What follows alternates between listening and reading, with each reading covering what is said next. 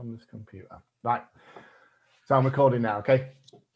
Right. So hello, Claire. Thank you for joining me tonight. And this is just a little bit of a chat really about the training that we did and about IEMT in general. So please introduce yourself and just tell us a little bit about yourself.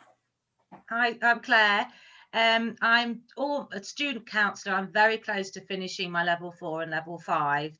I heard about you, Carl, from one of my tutors. She'd been on one of your courses a few years ago and she'd recommended it. So I took note of what she said.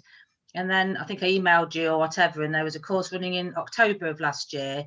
So I went on the 2-day course to learn more about it. Oh, right. Your tutor? Yeah. I didn't know that. I don't think I knew that bit. Oh, wow. That's Yeah. good. So it was a recommendation then? Yeah, it was. Yeah. Oh, brilliant. Yeah. Brilliant. So the 2-day training, October. So quite new to it, but you have used it with a few people already. Yeah, I was. Yeah, I've used it when I can, as you know, obviously with lockdown and restrictions. The minute I've been able to go and see people, I have used it separately, not as within my counselling clients. These are friends and that I could just practice on, basically. I've done about 5, I think, and it's been brilliant. Yeah, just getting to the root of things much quicker than traditional counselling, and also because people don't have to tell you their memories, and if they don't want to, then there's the confidentiality that they generally do. But that's sort of slightly different traditional counselling, where you obviously traditional counselling, you're encouraging to let people share with you, whereas with this there's not that need so much to do that, although people do like to share. Does that make sense? They don't have to. Yeah, absolutely. In. And it's just incredibly, the ones I've done, I thought that could have taken 10 sessions of counselling to get to that point. That's taken us 2 hours. Yeah. Ridiculously fast, isn't it? Yeah. Yeah. Brilliant. What were your expectations before you came on the training, realistically? Well, the tutor who spoke to me said, she said it was to do with, finger movement. She's quite vague about it. She said, I know that sounds mad. She said, I know I went thinking this is nonsense, basically. I think a friend got her to go. And she just said, it's incredible. It's just amazing. She said, I don't know how it works. I can't explain. It's been a few years ago. She said, but if anybody, she said your name, and she goes, I would certainly, anyone who can, if they can go on his training courses, it's great for in the counselling toolbox, basically, as some, something to use. Yeah, I was going to say, I do find that the people who do attend the course have got, I would say it's a 50-50 split. Sometimes I'll get a client who's had a really good outcome that will want to now train in it as well. I have one just recently that I'm going to talk to as well in another one of these videos, and she'll explain her own little story. Or they're professionals like yourself who have done the training in other modalities or whatever, and decided to use this as either CPD or a bit of a bolt-on as well to what they already do. On the word of CPD though, I had a lady email me, it was a few years ago, and she says, well, I've got a few people interested in this training. How much is it? Can you do as a deal, blah, blah, blah. And I said, yeah. And I actually cut it right down to bare bones, and it was ridiculously cheap. I think it was cheaper than the one that you did actually. And that was cheap because the girls from the LTN set that up. That was their thing. And when I gave her the price, she says, oh, it's a bit too expensive just for CPD. I don't think she realized or understood the actual, what they were going to get for the money. No. So it's a 2-day training. Yeah. Yeah. Split into 2 days. Obviously, we did emotional stuff on the first day, identity stuff on the second. Yeah. Yeah. How did you feel it was structured, as in over the 2 days? I'm trying to think. And be very honest. Lifetime. I remember dinner. We all remember the dinner. Yeah, I mean, I think it was the timing was ideal because I like to be direct. I can't be doing a lot of waffling. So we were soon into it and soon trying it out on each other. Again, not easy with the social distancing. So yes, if I remember, it was trotting along nicely, not too like, oh, I didn't get any of that, but then not like, oh, go on, get on with it. It was, for me, it was the absolute right pace to, and it was, you know, you delivered it in a fun way. It was entertaining. You know, it is serious, but there's a laugh in there as well, which is important. And those that were there were all of the same mindset. Obviously, that's why they were there. So, you know, everybody was keen to try it on each other, and that was nice. And I just, I just really enjoyed it, and just came home very enthused. And the notes are fine as well. Readable, not too difficult, but not too simple either. It's just great. And I just say, if the situation had been different at the moment, I'd be out there doing this all the time. But with the current situation, we're sort of out for a bit, then we're back a bit, and but I shall certainly use it hugely more so in a way than some of my more, certainly the person-centered. Although person-centered counselling can help, because you're obviously just chatting and this is helpful, but I think it's brilliant. I really do. Yeah, good. I find exactly the same as you, that when you mentioned earlier about that you don't have to talk, we don't have to actually disclose anything with the IEMT stuff, but more often than not, I find that once people can let go of this thought of them being judged by whoever they're telling the thing to, obviously me or yourself, because they've got no emotional connection to it after the session, that's when I get to find all my stories out, especially the really awful ones. I don't want them to tell me in a way, obviously you hear this in counselling, you'll hear all of the bad stories that you know that they're going to be in this pretty much the same position the next time you talk to them, and again the time after. And obviously you're hoping that things are going to kind of start to draw in a little bit. I don't know if I could do that. So I very much encourage, if I know it's going to be a horrible story, I very much encourage them to keep it to themselves until we've done the work. And then they're telling me a story without any emotional attachment to it. So it's a story rather than this high impact ball of emotion that's going to be thrown at me and that I'm not going to be able to deal with. Wuss. I know, I'm not a counsellor though. I'm not trained in that. No, I know. Yes, you're going the other way around. So you're finding the story afterwards when the heat has gone out of it, because the heat's gone out of it for them. So also, I mean, for a counsel course, you're having to take notes. Then you've got this confidentiality comes in there, storage of notes. I can't remember the names. ICO. You have to, there's a lot. Whereas this therapy, there isn't any of that. No. It's just there in the moment, which is really refreshing. Yeah. As well. And I certainly think there is a need for that backup session. Oh yeah. Yeah, it's not just a one-off. There is definitely more. Certainly I've found that the backup, there's one lady I haven't been able to do a backup with, again because of the situation, and I'm not best pleased about that. I'm looking forward to seeing her again, because we've done a lot, but there's just a few little bits that have come up since then, which is understandable, that I'm just not able to work with her at the moment. Yeah. Which is heartbreaking. If you're passionate about this, and I wanted to feel much happier than she is, and it's there, but I can't get to her. Yeah, but the good thing is, how long has the whole thing been an issue for her? Has she had it quite a long time? Yeah, a lifelong thing. Yeah. Just think of the improvement you've already made. That's how I kind of see it. I've got a couple of clients who are trying to get back into me as a tying up the loose ends, I call it, because we've done the majority of work already, and it's just tying up them loose ends. So I've got a couple of people at the moment, but obviously due to circumstance for me at the minute, I'm not being able to see anybody, but I will get back into that as soon as I can, because I'm itching to go again, to be honest. Yeah. And then also the identity that can, one client, we did the identity the first time, and I thought we'll just go through that again, just as a finish off. And that had unearthed a bit more there due to the other work. It sort of changed. I think it was her sense of self. It was a bit vague the first time. We sort of left it because I'm okay with that. Yeah, that suddenly, because of the other work, that had suddenly really triggered something in that identity that she felt quite uncomfortable with. Yeah.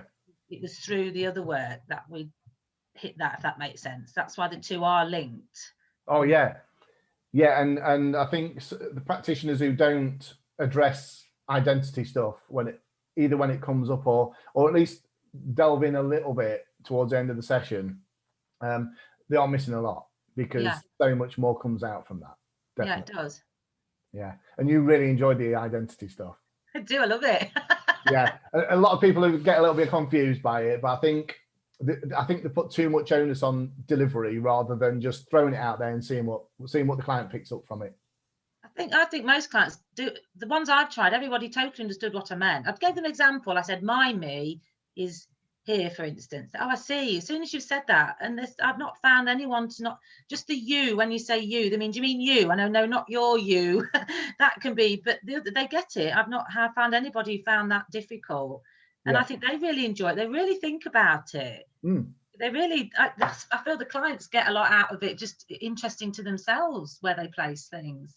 Do you know what? That's another thing I've come to learn as well doing this work, is that we're educating them about how they structure things without even thinking about it, just going through the process that we do, because we're explaining things. It's like the 3 pillars thing. Most people don't know that they structure their emotional stuff around them types of things, because I would suppose, like I say, I'm not trained in counselling, but I kind of assume that it's very much as a counsellor, the client would have to come out and tell a story about the things that are bothering them, about the things that are a problem. But when we're doing the IEMT stuff, more often than not, the things get missed that are the important parts.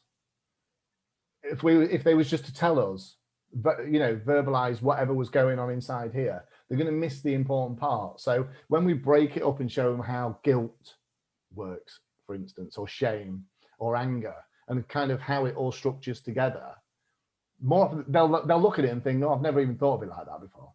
Yeah. No, why have I never seen that? But the minute you can kind of pick them things out, they'll attach themselves to a memory anyway, and then job's done. So I still, after 9 years, find it just an absolute buzz being able to work with clients, giving them something as well, because obviously most people, I didn't have a clue about.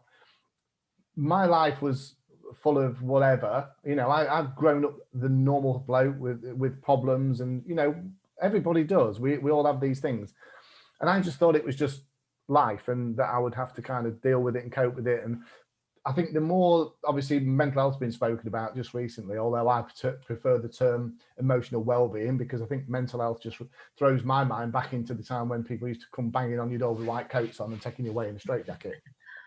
Luckily, they don't do that anymore. I don't think they've got room in the places where they used to take them people anymore. But once I started working with clients, I realized that they were telling my story, some of these people. I was listening to my own story. And then that was my indicator then to say, do you know what? Actually, this is, you need to be able to sort yourself out. And to be honest, my things haven't been bad. It's not been kind of, I've had a lot of bad things, but I've been able to cope with them, deal with them okay. It's not been overwhelming, maybe at times, but generally my life's been okay. But there's certain things, certain aspects, issues that even this lockdown has brought up that I never thought was a problem before. And then all of a sudden it's like, because I've got so much time to think, so much time to, obviously I'm out working and stuff, but it's incredible. I just think that to be able to give people information, how many people say that though? It's interesting. It's so interesting. Oh yeah, I find this really interesting. They all do. Most people do. There's not many people who leave a session and just think, oh, that was crap. No, they're like, oh God, I haven't thought of that. And that's, like you say, I just thought, and sometimes not good things as well. And when we did it in when on the course, my you was my daughter. My relationship with her can be too close sometimes. Every reason why, very protective of her for various reasons. But the you, my hands felt very hot. It wasn't a comfortable feeling. And that was the one I wanted work on. I was happy with the others, but my you, I thought, oh, blimey. I felt hot. My hands were hot. And I thought, yeah, this isn't good. This is too much. Yeah. And I kind of knew it was deep down inside anyway. And she knows this. So with a few figure of eights, it was amazing that he went, there's a calmness. And our relationship has been a lot better since that day, because almost beyond, like a spiritual thing almost. She's felt this weight lifted off her shoulders. My worry for her was too much, and I kind of knew it, but I couldn't do anything about it. Do you know if that makes sense? Yeah, it was oppressive to her. Was, yeah. and it's not. I'm whether I'm speaking to her slightly differently. I don't think I am. It's more beyond that, really. It's a bit odd because we're very close, and that's part of the problem in a way. But and again, with traditional counselling, you would get through that, but it would take many sessions for me to feel what I felt, that release and less anxiety within 5 minutes of those movements. That would have taken a lot in therapy, and I didn't have to do anything. I just watched the fingers. That's all I had to do. I didn't have to CBT my way out of it. I didn't have to meditate, you know what I mean? All the things. I just watched those fingers, and my own mind was able to just take a heat out of that feeling that I've procured over the years. And I'm justified in a way feeling like that, but it's not helping her, and it's not helping me. It showed that with my hands being so hot, I feel better in myself because it was too much and it was destructive, really. Yeah.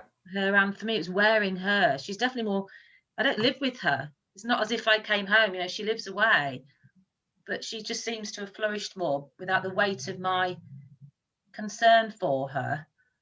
And that was just doing that. Yeah. I didn't even know it was that bad until that happened. That makes sense. Yeah. That's brilliant. Yeah. So did you find that during the training then, the actual exercises, because we're actually experiencing what the client's going to experience, do you think that was helpful?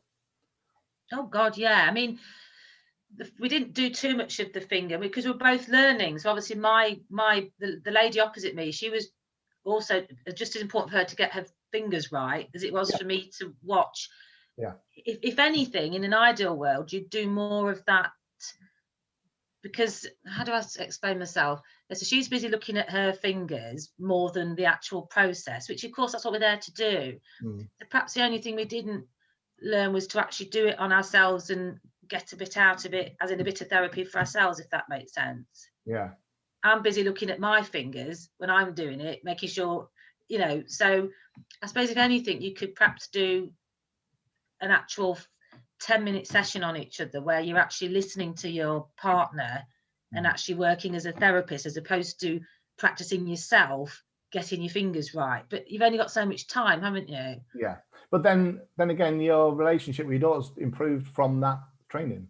Yeah, that certainly, that because the figure of eights are a bit easier, I think, for us all to do, if you know what I mean. Whereas again, I've done that too many times, that way, what did I do down there, where that's a bit of an easier thing to follow. But yes, I was certainly, to walk away with that was just, I didn't even think it was an issue. No, but yeah, brilliant. So would you recommend the training?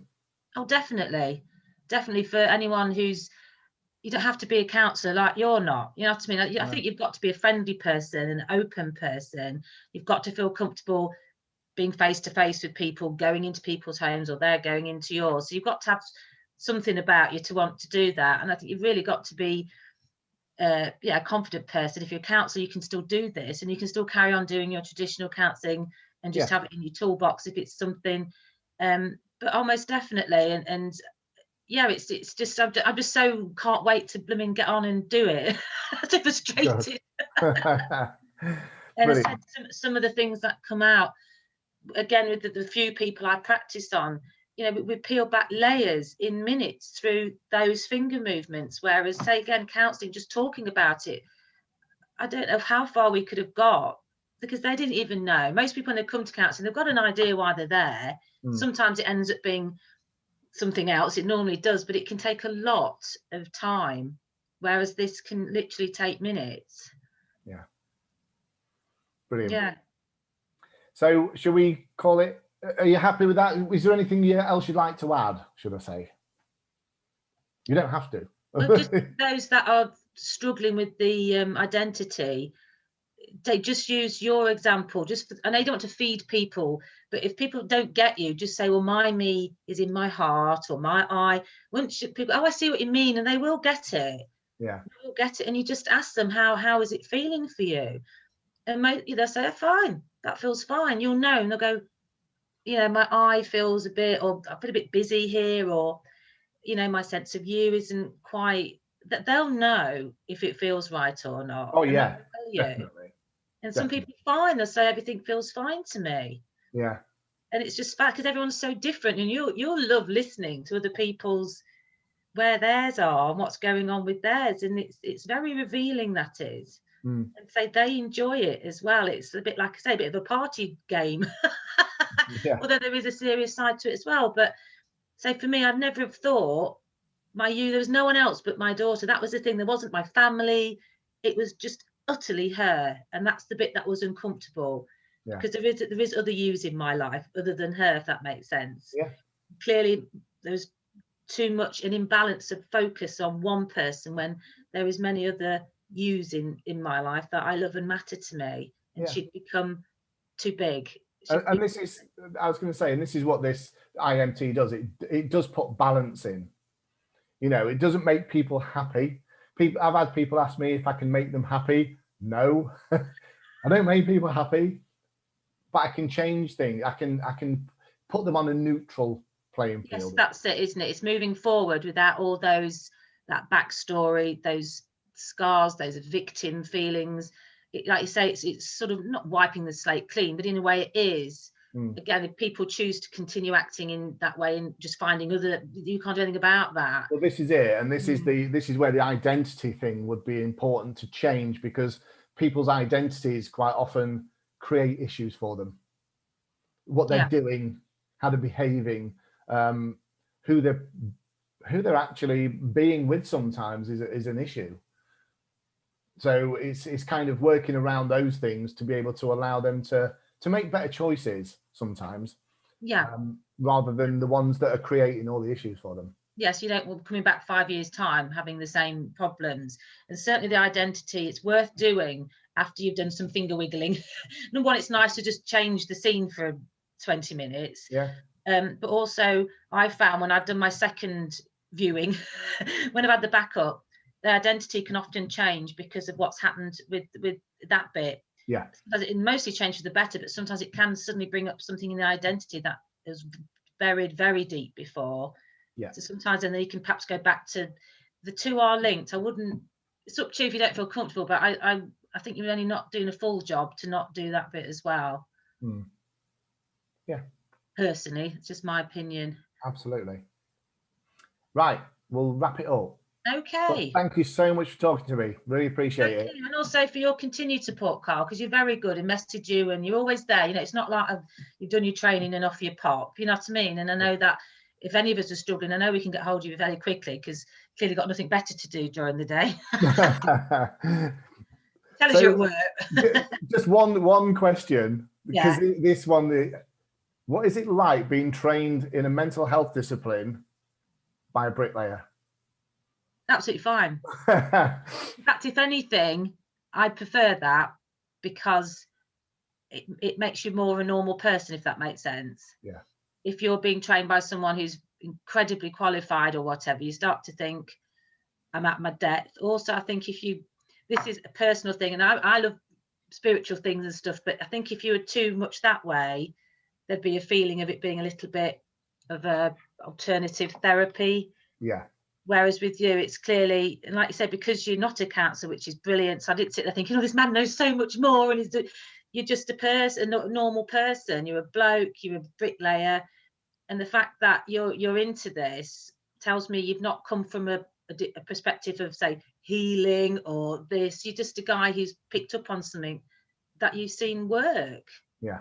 It's that simple, isn't it? Yeah. Yeah. Great stuff. Thank you, Claire. No, just my address for that check you're going to send me. Email it to me. I'll get it in the post. Right. Thank you so much. Okay. I'm going to stop the recording. Okay. Thank you.